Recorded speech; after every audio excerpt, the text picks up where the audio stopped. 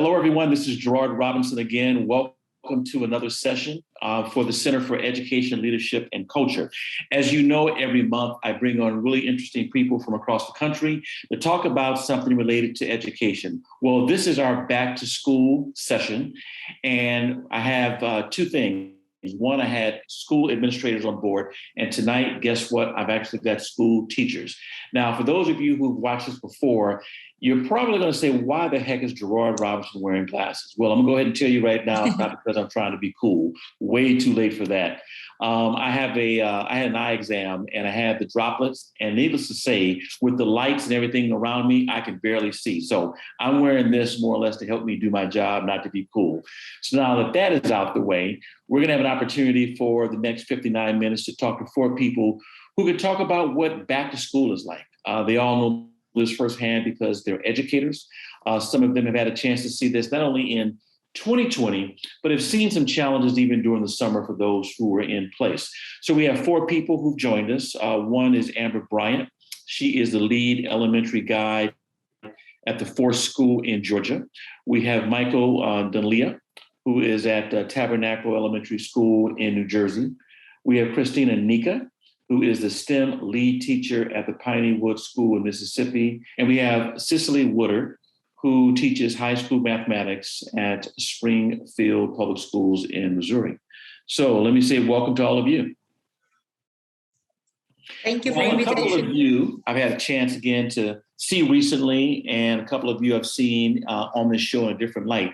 But for those who are watching for the first time, I want to give you an opportunity to tell those who are going to watch this who you are. So Amber, we're going to come to you first. Who is Amber? What attracted you to education, and why did you do it? Well, hello, guys. Thank you so much for having me. I'm Amber Bryant, and I don't want to say I fell into education, but I was born into education, really. I'm from a family of educators, grandmothers, aunts, uncles, everybody. We're all educators, and I did not know that. So I went to school, graduated from college with a degree in interior design initially, and did that for several years. And as I was babysitting and doing things with my husband that had children, he played in the NFL. My mom said, do you realize that you are always teaching when you're with these people? You are always creating lessons and doing things that are fun, but are educational. So why don't you go back to school and get your degree and teach? And so that's kind of exactly what I did. My husband played football, and he had a organization called Fernando's Commandos. We would go into inner city schools and offer kids scholarships. We also would invite them to football games for doing awesome things in school. So I kind of fell into it that way. Started in Montessori, have done that for about 9 years. And then when I saw the Forest School, kind of an alternative education that is learner-led, which is quite different from anything that I had ever been in before, I jumped on the opportunity to kind of see what that was all about. And I have loved it ever since. Been there 4 years. All right, thanks so much. So Mike, let's kick it over to you. Who is Mike? How did you get involved in the profession? Well, it's something similar to Amber's story in the sense that I didn't start off in education.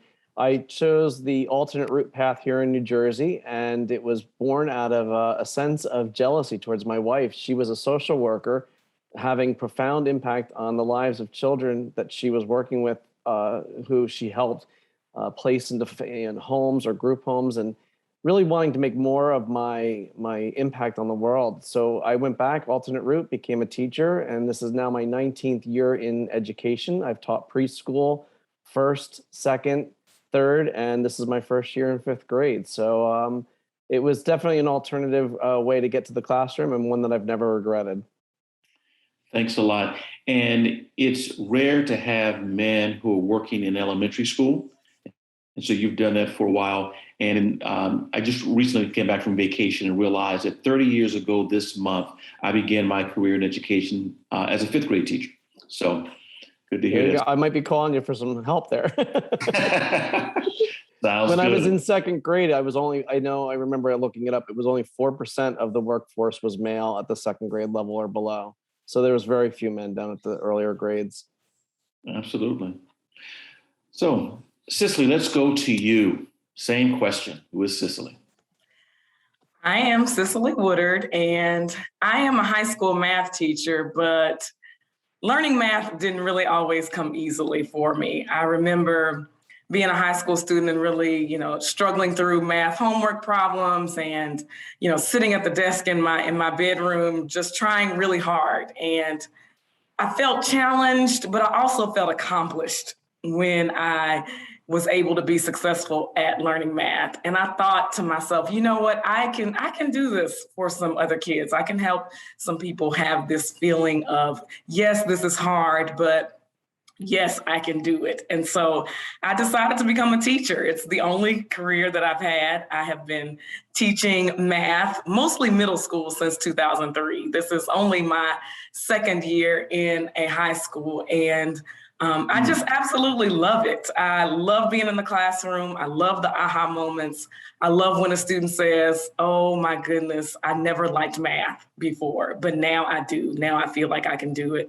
And so I'm really thankful for all the experiences that I've had in the classroom and also in leadership. I had a teacher mentor back when I was student teaching all those years ago who said to me, after I told her about my first job, she said, Cicely, now you go over there and you be a leader.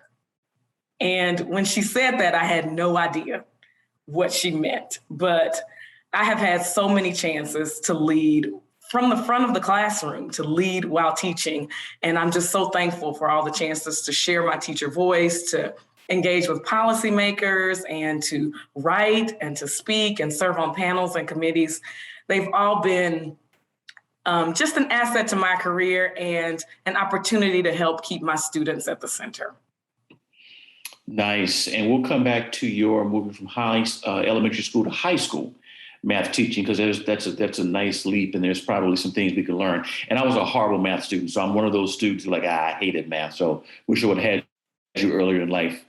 And so now we're going to go to Christina. Who is Christina? Well, Christina is what I like to say, a reformed researcher. I was doing research during my PhD. I was teaching a few classes in college. You know how wonderful life is when you are a college instructor. And I went to help Pinewood School as volunteer for a month or so 10 years ago, and I never left after I met the students. Our students are so awesome, and they give me every day a sense of purpose. So I think I can say that for me, being in education, it's a selfish way because every day when I get home, I know why I lived that day. And that is awesome. I also am this combination between nerd and cheerleader. I get so excited when my students, we have a huge campus. If you have not visited us, please come and visit us. We have a huge campus, and I get so excited when my students say, oh, let's go to this lake and collect some water. And I mean, for me, it's just awesome. There's nothing, that is no better feeling than that. So this is Christina. Thank you. And what's so great about having the mix that we have here is, Amber, you talked about being in a different profession and transitioning in and bringing in, frankly, those skills to the role you have. And Mike, you're saying, hey, this is the area that I've worked, and you've been within the realm. And then we have Cicely, who said, you know what, this is what I want to do, and you moved up. And in fact, we have two people in STEM fields. So you're in math, you're in STEM. Christina, what particular area of STEM is your specialty? Environmental science and chemistry. I love to teach chemistry and environmental science. That's my passion. So not only, Cicely, did I not do well in math, Christina, I finished high school without having algebra. So again, I could have used someone like you earlier in life. So Amber, let's go ahead and kick it back to you and start off. You started talking about the Forest School. You also talked about Montessori. So talk to us about, what attracted you to Forest? What kind of school is it? How many students? How long it's been around? And then we'll do a round robin. Okay. Sounds good. So actually, the Forest School is a learner-led independent school. And what learner-led means is that I am actually not a teacher. I do not stand in front of the classroom. I do not even answer questions. I pose questions to the students to make them think deeply.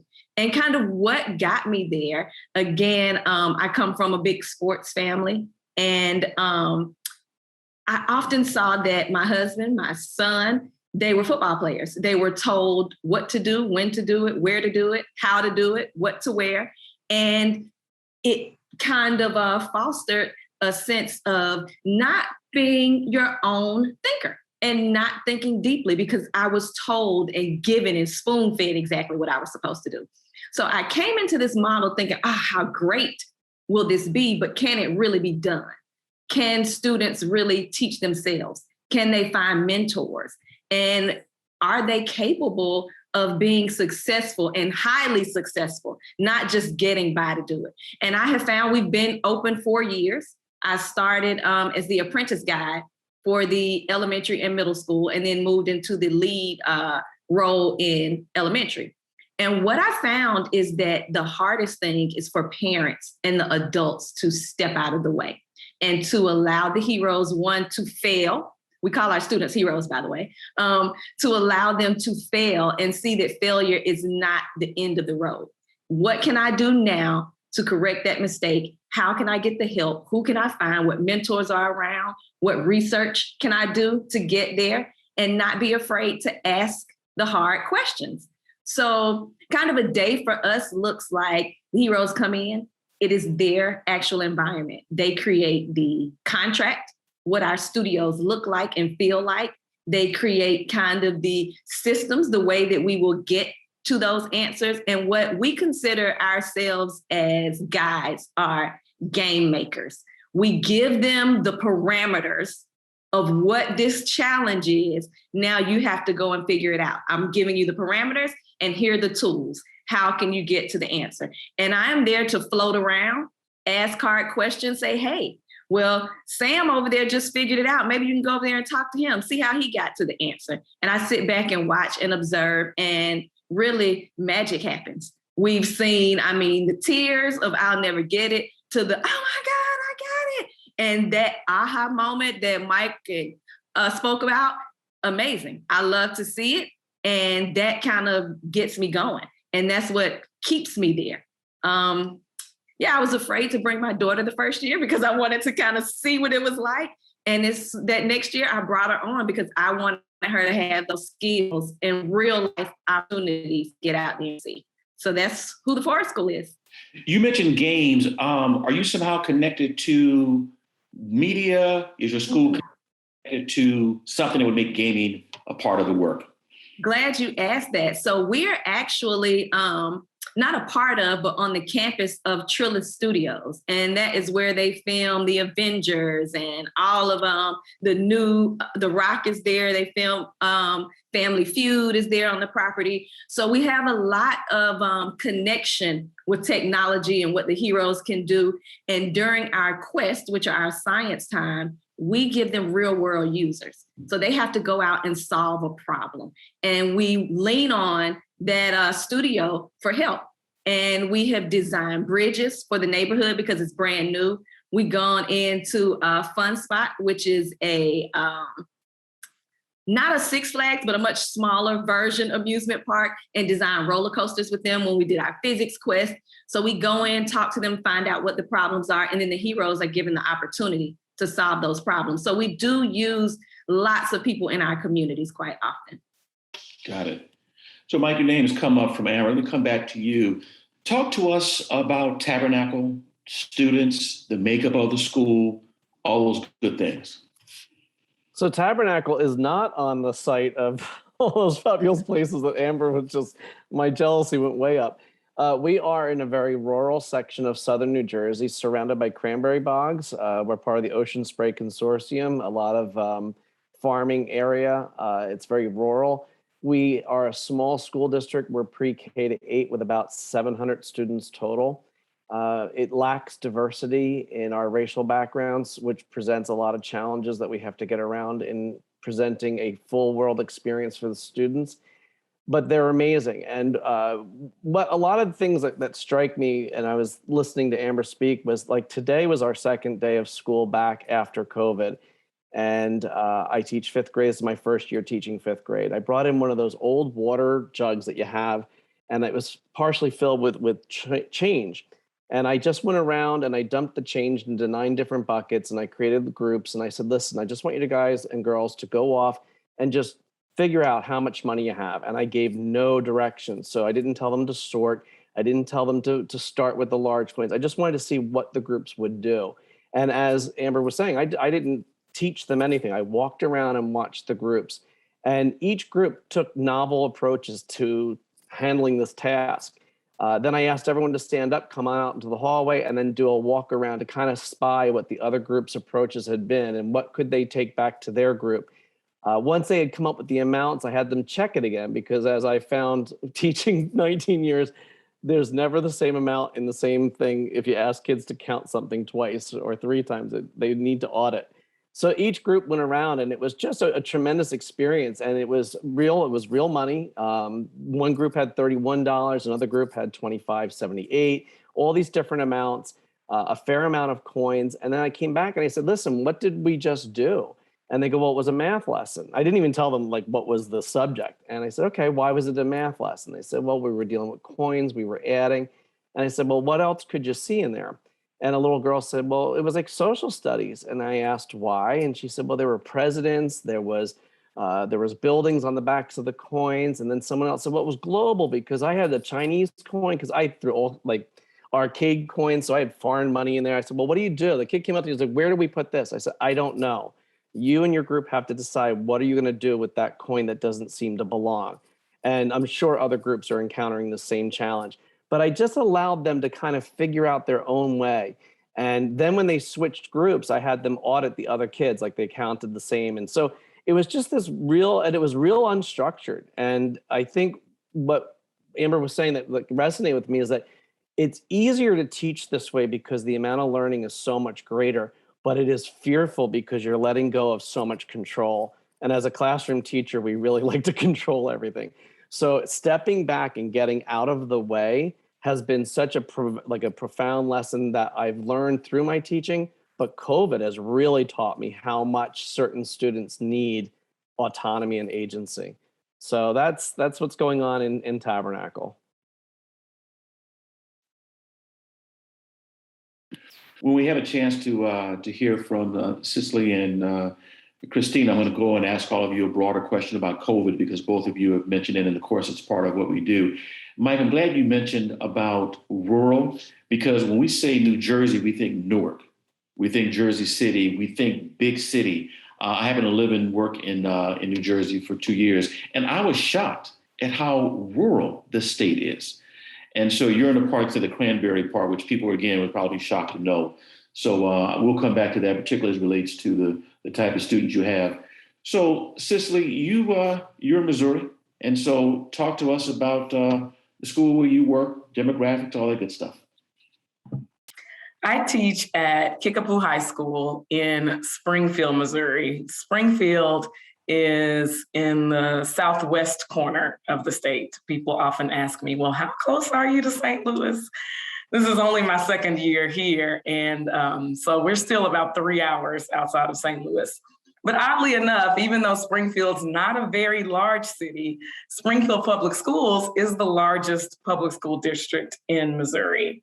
And so our little school, well, not really little, because there are over 2,000 students, but our school is on the south side of the town. And so we have students who are in 9th through 12th grade.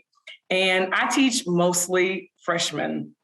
I teach this year I'm teaching Algebra 1, and I also have an Algebra 1A class for students who move through the curriculum at a little bit slower pace than the other students. And so it's just a wonderful atmosphere, like I said, where kids get to experience math in a different way. There is lots of problem solving, lots of critical thinking. They sit at tables, they work in groups, they are doing sorts, they're communicating about their problems. And we really focus on depth and not speed. I remember learning, multiplication facts or even addition facts. And it was all about how fast you can do it. And I tell my students at the beginning, I don't care how long it takes you. I really want you to learn and I want you to think deeply. And so you almost see this collective, like they realize that, oh, I don't have to be so anxious about this because I don't have to be fast. I tell them that they can all be really good at math. As a matter of fact, I call them mathematicians. You're all mathematicians. And they fight me on it at first, some of them, and say, but I'm not really good at this. And then, after a few weeks, they figure out, oh, but I am. I'm asking questions. I'm answering questions. I'm engaging with my group members. I'm talking about concepts. I'm thinking deeply about them. And that's what it's about. And I get so excited to see them engaged in learning math in this way. They use their resources all the time, whether it's an online graphing calculator or a journal that they've created, or even problems in their workbook. It's just such an engaging atmosphere where they are always thinking deeply about mathematics and communicating about math, and where questions and questioning is really important. Until you said this, I actually was like, wow. So even though St. Louis would be the largest city, your county is the largest county school district. Right, largest public school district in Missouri. Interesting. And yes, and which makes it very interesting because we get students who have lots of different backgrounds and students whose parents chose to be there, which is really exciting. And so it's a great place to be. They have lots of opportunities to engage in extracurricular activities and in sports, and volunteerism is huge at our school. We have lots of programs like A+ and Kickapoo University that are pushing kids to job shadow and to volunteer in the community. And it just makes for a place where people are very empathetic and they are willing to learn in a way that is different and new and exciting. Got it. Thank you.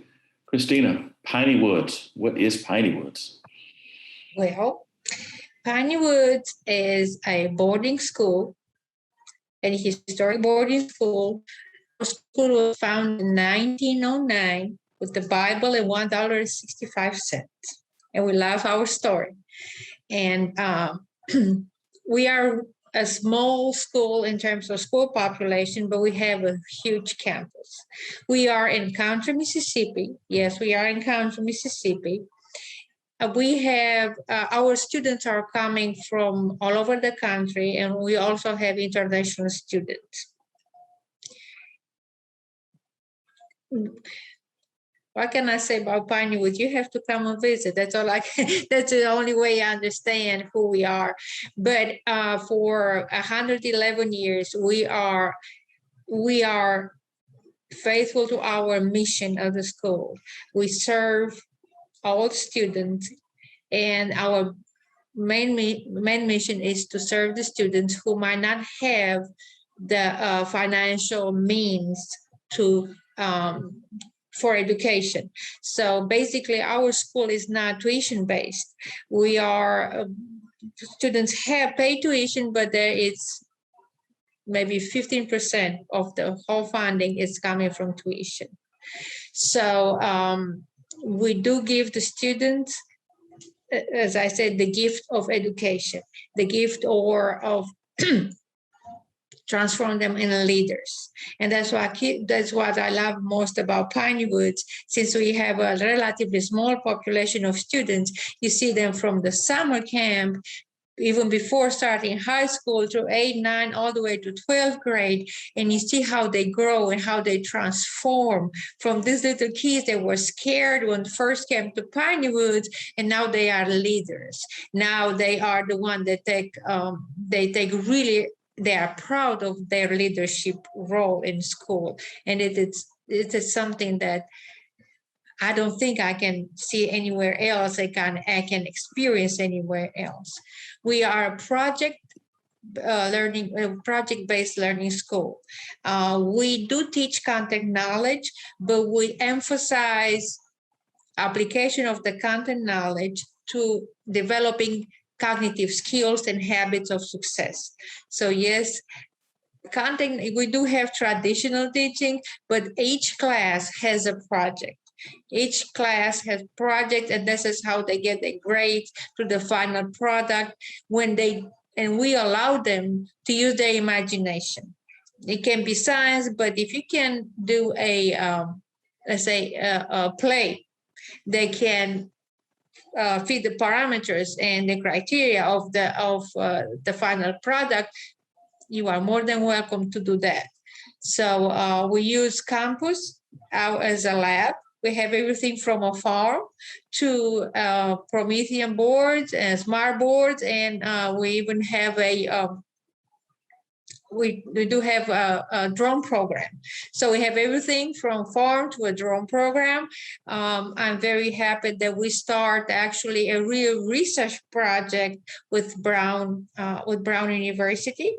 And our students are going to have the chance, it's an environmental science project, and they're going to have chance to experience everything from data collection, from maintaining equipment, from working with the data. So I'm very excited about this as well. And also, again, from the farm, and we just show some peas this weekend, struck some peas this weekend. So again, from there to Microsoft Skills program that our students learn computer science from through internet, through Zoom, from volunteers from West Coast. So we have everything there. Sounds nice. And boarding schools are still a small percentage of the learning options in the United States. And for many families, that's a good option for them. And you've got people from the U.S. and international. Mike, let me go to you, because you talked about COVID and you work with elementary school students. There's a lot of conversations in state legislatures, at school board meetings, and frankly, amongst a lot of families who are saying, what's working and what's not. You got young students. Talk to us about your school. Are you in person now? Do you have a hybrid model? What happened last year and those kind of things? So in March 2020, when the world stopped, Friday the 13th, I was still teaching third grade at that time. So we went virtual, as the rest of the world did. Coming back the next year, the district offered a lot of options. So you could go hybrid. So the students came in and they had A and B. So they were alternating days. They would go online the days that they weren't coming in.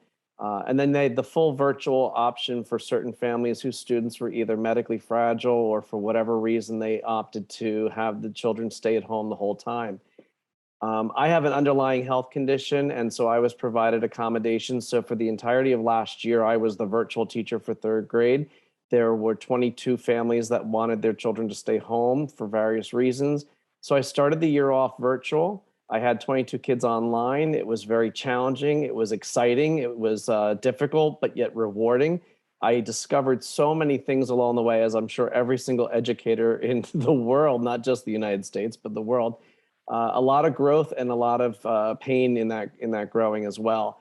At the end, in the last marking period, April 15th, I returned to the classroom having gotten the vaccination, and 11 of my students opted to come back to in-person 5 days, 5 half days a week, and the other 7 or 8 stayed online. There were other kids who filtered in and out, so my initial 22 dropped down to about 17 by the end of the year.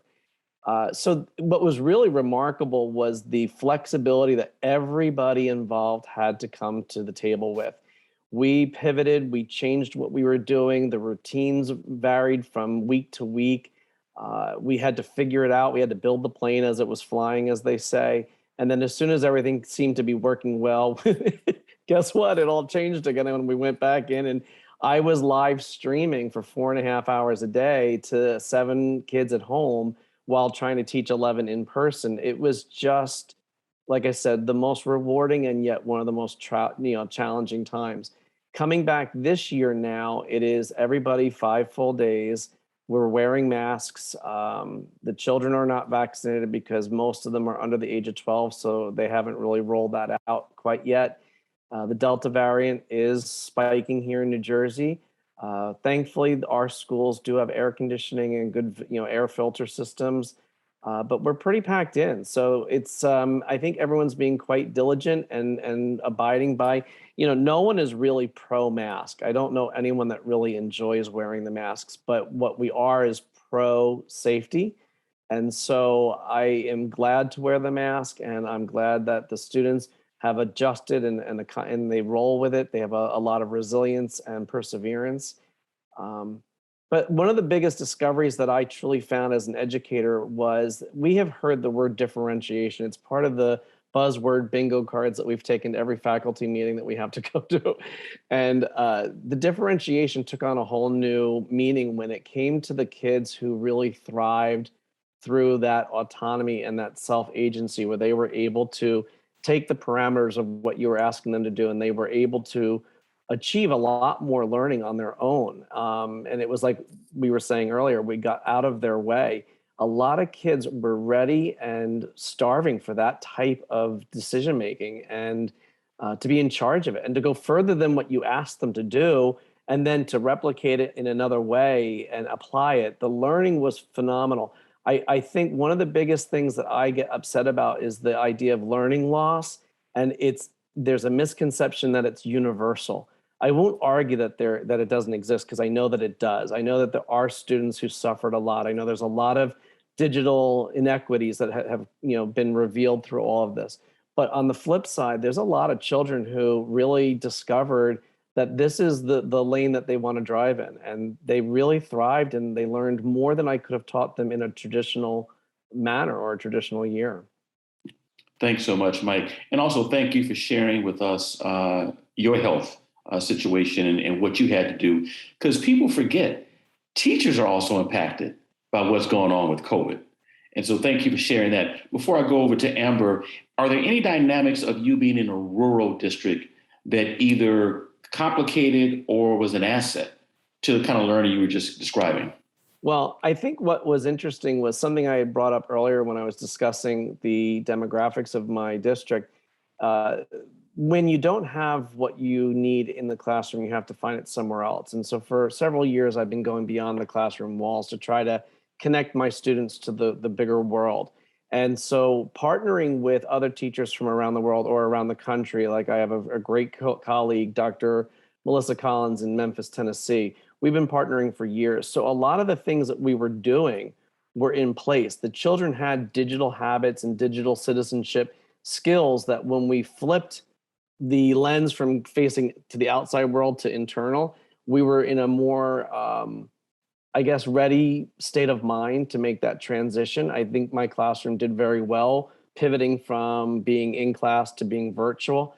I don't know if every other educator, if they were more insular, they may not have been as ready to make that kind of a transition. But in the rural district, we did have some technology issues. There's those dead zones. I can't even maintain a phone call on the drive home from work because I'm driving through a section of New Jersey known as the Pine Barrens, and the phone call drops 2 or 3 different times on the half-hour drive home. So there are challenges, but yet it's like the type of school and the demographics had given us a challenge that we have been working with that then actually made us more ready for when the pandemic hit. So Amber, same question for you. Are you in person, hybrid? What was it like last year? All those good things. Yeah, so last year in March, we did the same thing. Everybody shut down and we went to complete virtual. But the thing that worked for us is that we are a school, every hero gets a laptop for school. So they could check their laptops out, go home. I think we had one day that we were actually out for everybody to adjust. And then we emailed schedules out and we Zoomed for the rest of the school year and really did not have any learning loss during that time. As an educator, it was probably one of the toughest times for me and most exhausting because I was not in front of a classroom teaching for an hour, but we were doing individual check-ins. So with about 28 heroes in the studio for 15 minutes a day with each of those heroes, or 5 or 6 of them per day, I sat individually and checked in. What's going on? What's going on at home? Are you okay? What's going on academically? What do you need help with? Who can I help pair you with? So those kinds of things help. But they went in kind of ready for this already and were in the routine of setting goals and letting me know what they were working on. So those kinds of things were already kind of built into our model. So when we went home in March, we kind of just kept pressing on and kept going, did not miss too much. The only thing that we really had to change was our exhibitions, which are our big shows at the end of the session to showcase our learning. And we just figured out how to do it virtually. It wasn't great, but it happened and we learned from it. Coming back though, in August of 2020, we did a hybrid method.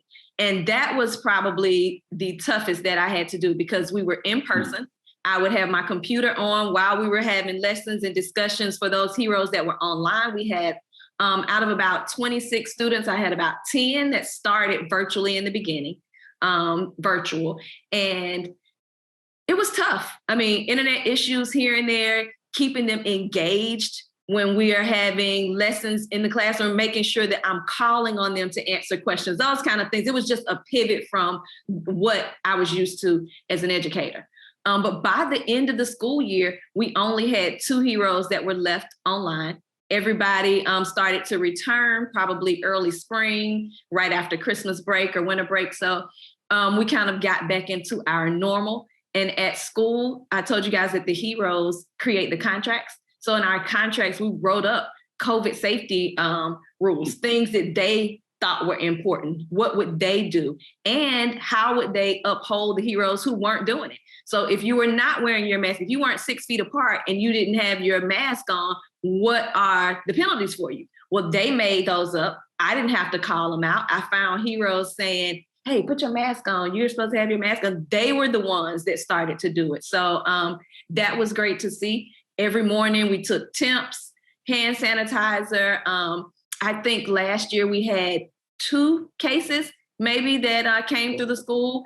We were able to get the spray down, closed for a day, cleaned everything down, and we're back open and up and running in a day or 2. So we did not have a lot of loss with COVID, but it made the heroes very aware and it made them accountable of what was going on because they came in with so many different views. We had families who left the school because we implemented masks and thought that we were pouncing on their rights. We had parents that wanted kids to wear 2 masks. So, I mean, we had one extreme to the other, and the heroes really took charge and implemented it. Of course, as the guide, I was saying, put your mask on, make sure, I was doing my part as well. But for the most part, the heroes really did step up and start to kind of take ownership of the situation we were in. So it worked out really well. And then this year we're back open. Normally, everybody is in person 100%. We do have a forest school online, but it is a completely separate school. So we don't interact. I don't have to have the computer up and doing that double duty thing. So we're back in and heroes are wearing masks and we're moving right along. So if I were in the online version, I would have not you, but I would have a you for that part. Yes. So we have an elementary guide for online, and then we have a middle high combined guide online. Yep. Got it. Sicily, let's go to you. So you're teaching algebra, and we know that algebra for some people has been a gateway course for moving to the higher level of mathematics. Talk to us about your experience last year moving into now, and talk to us about what it's like teaching math during this time. So last year at the beginning of 2020 was my first year in Springfield Public Schools. My family actually moved to Missouri from Tennessee in the middle of the summer 2020. And when we started the school year in 2020, in August, our students came to class 2 days a week. So I saw half of my students on Monday and Tuesday, the other half on Thursday and Friday, and then Wednesday was a virtual day for everyone. Our students also had the option to choose Launch, which is an all virtual academy. So they could have taken all of their classes online and not come to the school building at all. It is launch serves students, not just in Springfield Public Schools, but students all over Missouri. And so students also had that option. Well, we kept this 2-day-a-week schedule all the way through the first semester. So through December until a little bit after Christmas, where after that, we started coming to school 4 days a week. So students came on Monday and Tuesday and also Thursday and Friday. And we kept Wednesday as a virtual day. So we went to having classes of, 12, sometimes 7. I had one class of 7 in the fall. To in the spring, when we switched to 4 days a week, our classes were a more traditional size, like 24, 27 kids in the same room at the same time. Eventually, just before the start of the fourth quarter, we moved to 5 days a week.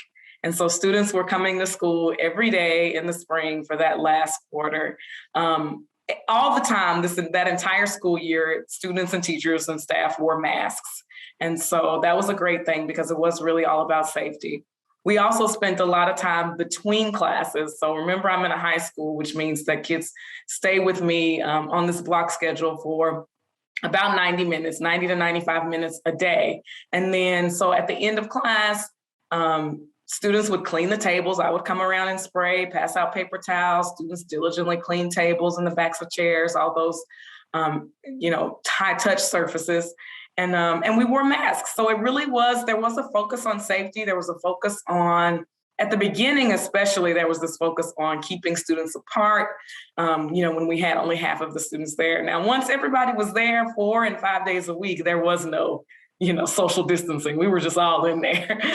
But this year, we have started the school year 5 days a week in masks, normal class sizes, maybe even a little bigger. My largest class now is 33 students.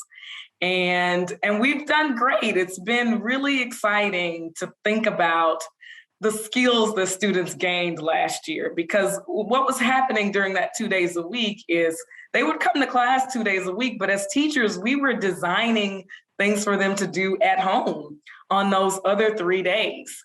And that was really challenging because, you as a teacher, you had to think about, well, how do I want those lessons to look? What do I want them to experience? Is it that I want them to practice content they've experienced with me those 2 days? Or is it that I want them to experience some whole new content and try some things on their own? There were a lot of decisions to make, and it was quite challenging. Also, it was really challenging for kids who didn't have support at home. And support looks different for lots of students. Support could mean that, they had a parent there. Support could mean simply a quiet environment, internet access. Now, all of our students did have access to a device because we are a one-to-one district. So every student has a device, but internet was not always accessible to every child. And so that was really hard. Some of our students were working jobs and still are working jobs. Remember, I'm in a high school and they're working jobs. They're taking care of family members, whether it's siblings, nieces, cousins, even sometimes taking care of their parents who may be sick or dealing with issues. And so it was tough. It was really tough to be in class just 2 days a week. If I'm honest, that 4-day-a-week schedule was my favorite. I must say it was nice to have a Wednesday at home to kind of take a breath and to kind of check in with people and for kids to catch up on things that they needed to do. That was really nice. And going to 5 days was an adjustment mentally and physically, but we got it done. And we're doing it again now. And it's really exciting to see how much they're learning, how much they're growing. I think one of the things I'm really focusing on this year is what are we doing in the classroom? And there's this culture sometimes in math teaching that it's all about, well, how much homework did you get done? Did you do all of your homework? And really, I don't even use that word. I don't even assign homework. We're going to get all of our stuff done in this 95 minutes because I feel like if COVID didn't teach us anything else, it taught us the value of time with our families, time to do other things, time to experience sports and extracurriculars and read a book for pleasure. All of those things I feel like kids need to be able to do. And so that's been my focus. That's one of my big lessons is let's use our time wisely at school and then enjoy our time at home. Stuff. Mike mentioned the term learning loss. Did you see any of that, or is that even an appropriate term for what you're working with, particularly in mathematics? You know, I know it's hard because it's one of those things that comes up. And of course, I feel like there are things that didn't get finished. There was unfinished learning, there's unfinished teaching. Anytime you cut the school year off at, 3/4 of the way there, of course, there's going to be some things that we didn't finish. But I also really love to focus on all the things that kids did learn. I think about my own children, like my two sons. I think about my little son who's in 7th grade now. As a 6th grader, he was experiencing this 2 days a week and this virtual instruction the other 3 days. And he learned so much. How to take a picture of his assignments and upload it into the Canvas and email his teacher and all of these things that would not have been, important if we didn't experience that kind of learning. And so I just think that we ought to be really focusing on, there are things that they didn't finish, but there are so many skills that kids walked away with, so many skills that they wouldn't be able to have if they hadn't experienced that year where things were, so different. That's a good point about learning loss, but then you opened up with unfinished business. And so one can actually influence the other. It's a really good point. Well, Christina, of the 4, you're in a boarding school. And so talk to us what it was like last year, where you are now, where you in, the students go home. How do you look at Tiny Woods? So in 2020, when pandemic started, we were on spring break. So our students were home. However, we were blessed, just like Amber and Mike, our students have digital skills and all our students have Chromebooks. So they were in most our tool that we use for education, it can be adjusted online. So that was really not the problem. And also it took us maybe several days to switch to complete virtual learning for the end of the school year in 2020. And it was more awesome to train the parents and the students on the Zoom and actually train us as well about all kind of stuff that you can do and you have to do on Zoom. That was a challenge for us. But other than that, as I said, we switched rather easy to virtual. Also, just like Amber, our students had norms. We said we were used to setting goals for the upcoming week on every Friday, so that was easy to set goals. And we have also a strong mentorship program. So we had a check-ins for at least 10 minutes a week for each student, separate check-ins, but also with the parents and keep in touch, calling them all the time. So maybe they brought us more together. Also, what I liked the most was, we as a teacher, I don't know at the school, but for us, we really don't have time to work together, to socialize, if you want, as teachers. But we did not stay home for the first month when COVID started. So we as a teacher, we went to school and we had our war room, even though we were keeping our distance and mask, but we were working together, helping each other how to get Calendly, how to break our rooms and all kind of stuff, and try to find the best solution for our scholars. Like you call your students heroes, we call our students scholars, to find the best solution for our students. Then when was shelter in place, yes, we all stayed at home and we continued this from home. And really was really challenging this time because especially seniors, we had to keep their morale because they lost the senior year, they lost prom, we didn't have prom, we knew we're not going to have graduation, so we were trying to do all this virtual, but also they were asking for a lot of academic support after classes because they wanted to be prepared for college. So they did not want to miss a bit in terms of education, and especially math, physics, and chemistry. So that was, we were staying with the students on Zoom maybe until midnight sometimes, until the school year was over. In 2020, we started in person. We were in person. It was very challenging for me personally, and I know for other teachers. The good part was we being a boarding school, we had the bubble system. The students came in December. They were all tested, quarantined for 14 days in the dorms, and then we started the classes in person. And we just went by a normal schedule, but of course, masks, wash your hands, watch your distance. Even in the dining hall, there were 3 at the table, so that was also kind of difficult for them not to. How can you tell the students at the dining hall not to stay more than 3 at the table in different corners? But anyway, it worked out, and for me personally, it took a toll, COVID.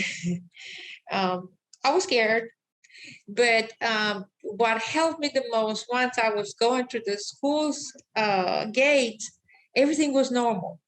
Everything was life, everything was business as usual, only the mask, okay, so I didn't have to wear too much makeup. I saved some money on that, but everything was normal. The energy was the same. And I can honestly say that they brought us more together as a community at Piney Woods, and also opened some opportunities for our students through the virtual programs. We had an awesome program for Sherburne Farms in Vermont, Mississippi to Vermont. I mean, that was awesome for our students. They had developed this leadership group and a racial justice group and sustainability group. So they worked with Sherburne Farms. We had students over the summer. They were selected for programs to St. Albans and DC, and also with Emerson. So they did these programs also online virtually. So that was awesome. We had a lot of opportunities that maybe otherwise, I don't know. I know we didn't have opportunity to work with Sherburne Farms the way, with our monthly meetings and so. So that was the good part. The biggest challenge, we had no sports. That was hard. But this year we're trying sports. Actually, today it's the first volleyball game that I missed because I'm here with you, but that's okay. The girls should understand. We even tried the summer camp. It was a smaller version of summer camp because we have a traditional summer camp at school. We tried that and it worked just fine for 2 weeks. Summer camp worked well. And we are, of course, in person. We started in person and everything seems to be okay until now. Thank you. And being a project-based school, it sounds like you were still able to do some of that work. Oh, yes. Thank you for mentioning this. We had a lot of simulations. Even labs, and so we use a lot of simulations. We sign up with different network. They offer us lab simulations for free in that time. So yes, we had the opportunity to still going on. And actually, we had an agri-science teacher on campus that through that period, he started a wonderful garden. And then when we started the person, all the students worked in the garden and more, which is easier to get to the garden than to the farm. So there was also a kind of therapy, if you want. And last year we had a lot of classes outside because we just, we still use the classroom as a lab. And the campus as a lab, we had the opportunity to do a lot of biometrics outside, a lot of geometry was outside, So it was not so bad while I was on campus. Now, coming on the campus, that was a little bit challenging for me. But while on campus, everything was safe, and I felt safe. Great. A couple of you mentioned the aha moment. And as educators, we love to see when students have that aha. We also know as adults and professionals, we like the aha moments ourselves. What took place within the last year of your work that gave you, as an educator and as a person, an aha moment about yourself that you probably wouldn't have learned had we not been in this situation? Just open question for anybody who wants to take it first. I'll go ahead and jump on that. A couple of things kind of come to mind when Christina said it built our community stronger. I felt the same sense of community. I went to many of my students' houses to drop off packets or kits of things that we would be working on during the school year. And so it gave me an opportunity to talk to them one-on-one, to see what was going on and just kind of check in on them. And then what they did with those materials were beyond what I had imagined they would do. So at home, they had more time.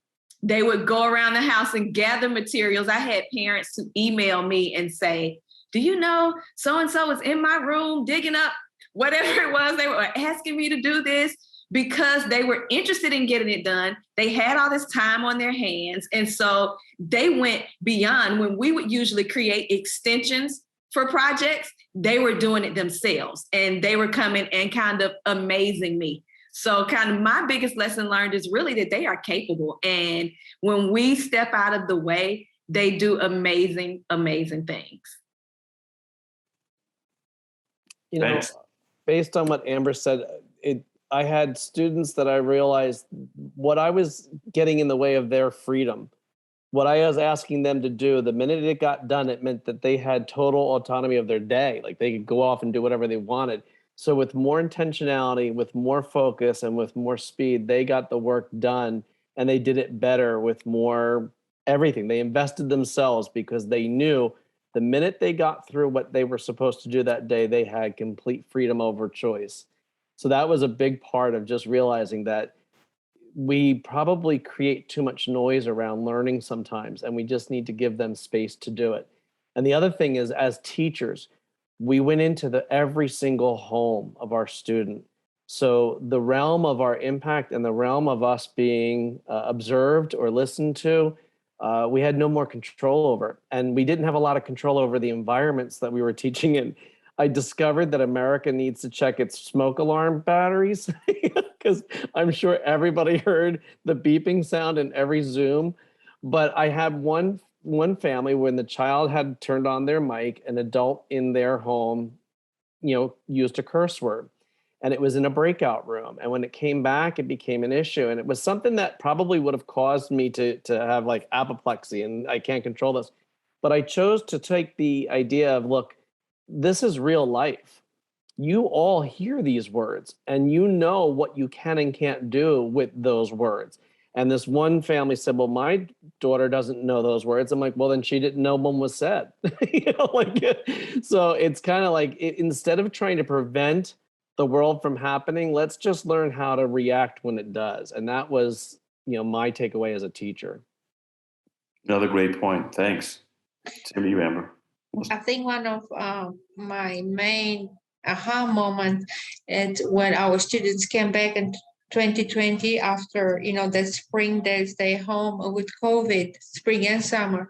And they matured a lot over the summer. And see them how we always say at school, with freedom comes a lot of responsibility. And we just see them how responsible they became over this time. And it really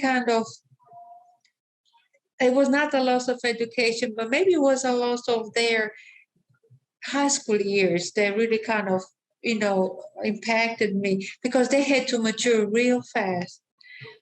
And I think that's for me, that was the aha moment, see them grow overnight. Maybe they needed to be teenagers a little bit more. I learned how important connection is. I knew that it was important before COVID, and before this year, every week I would do this time where the kids would literally stand in a circle and I would ask a question that had nothing to do with math. And they'd each, give their answer, and we'd pass something around the room. So whoever had the cube was like the talking stick, and they would have their chance to share, and we'd all feel connected to each other because we learned about each other. But we do that once a week. Well, after this COVID year, I decided to do it every day, every time I saw them. And we didn't literally stand in a circle, and we didn't pass a piece of our cube around, but I gave every one of them a chance to talk. And I learned so much about them. And it took time. And it still takes time, 10 to 15 minutes. But all of them, and they always had the chance to pass if they didn't want to share that day. If they weren't up to talking, that was fine. But the kids who wanted to share did. And even those who didn't were listening to their classmates and getting even more connected. And at the end of the semester, I always have a little survey where I ask them what really resonates with them about this class. What do they like? What should I not change? What should I keep? And so many students talked about that circle time, that time of connection at the beginning of class. They felt like it was such an important way to sort of ease into our time together and to feel connected to each other, to feel connected to me. And so I guess I walked away from this year really solidifying the idea that it's important for students to be connected to each other, connected to their communities, connected to the greater world, because we'd often talk about world events during that time, and even connected to themselves. Thank you. Equally good part as well, Sicily, sorry. So this is actually the last question, and it's just a chance for you to give some closing thoughts to your colleagues. For you, Amber, you've worked in the private school setting, and you worked in two different pedagogical models. What are some words of wisdom you can share with your colleagues who work in this area?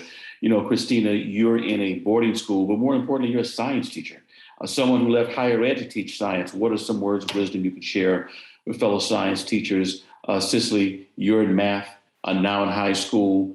Same question for you. And for Mike, working with elementary school students, 19 years in it. What can you share? Because all of, they're going to be excited by the things they've heard thus far. But what things you want to share with them, and you can go in any order that you like.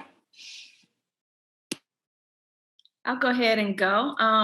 For me, being in a Montessori environment for so many years and then coming to the Forest School, giving the students the autonomy to create their environment, create how they want to learn, figure out the best way for them to learn, have them creating their contract. What does conduct look like in our studio? How do we want to feel safe in our studio outside of COVID, but just emotionally safe in the classroom? And what does that schedule look like? If they have autonomy over their schedule and their time, as Mike said earlier, and also their goals, where do I want to go? We lay out a plan at the beginning of the school year. A badge plan is what we call it. How am I going to get there by June? What does that look like? What do I need to work on? We back out of that plan, helping them to goal set and really just having autonomy over their education. They are super capable of it.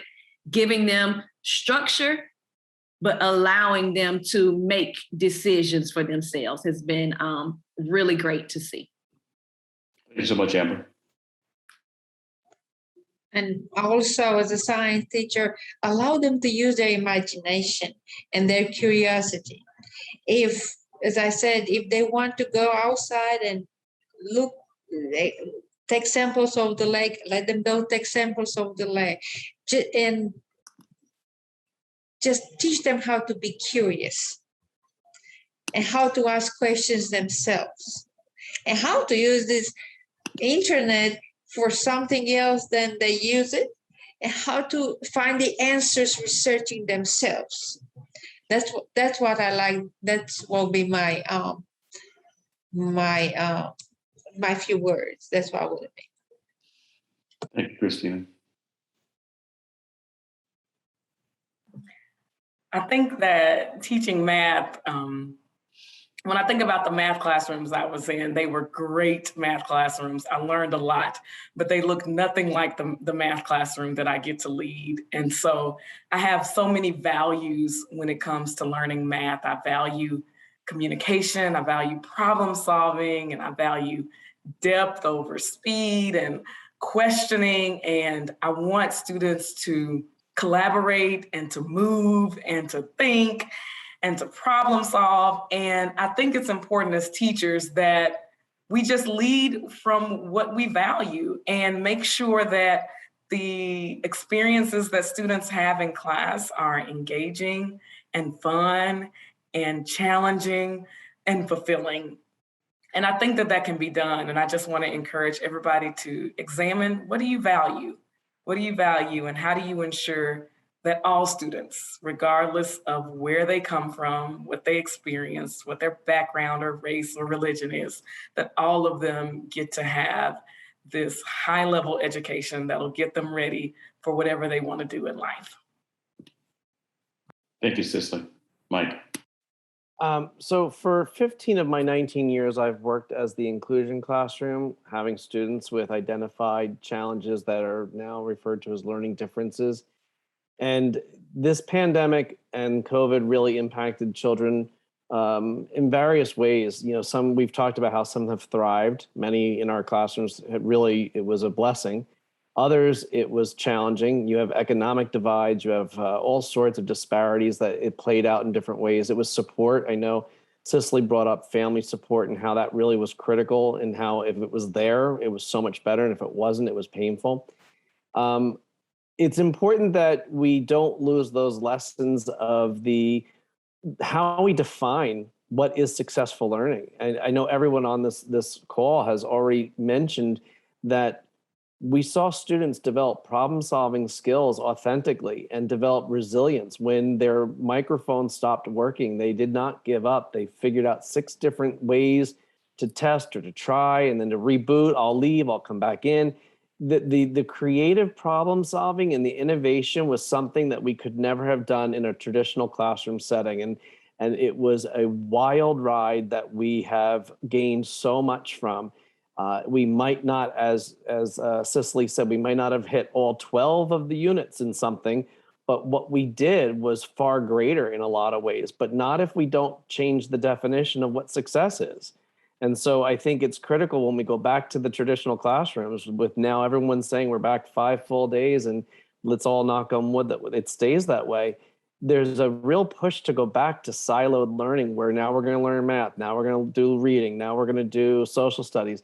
But when we were all mixing it together, the learning was so much richer. And so that's really my big takeaway, is just we have the potential to really redefine what successful learning is. And I'm afraid that there's going to be a real counter push against that. Thank you, Mike. Let me thank each one of you for sharing your stories, the challenges, as well as the triumphs. You know, we have expected teachers, even before COVID, we've expected educators to be flexible. Well, I can say with COVID-19, we've expected or have asked teachers to be contortionists. And it's not as easy as we think. Oftentimes, I hear some of my colleagues and parents say, you know, teacher, I wish he or she would do this. I wish he or she would do that.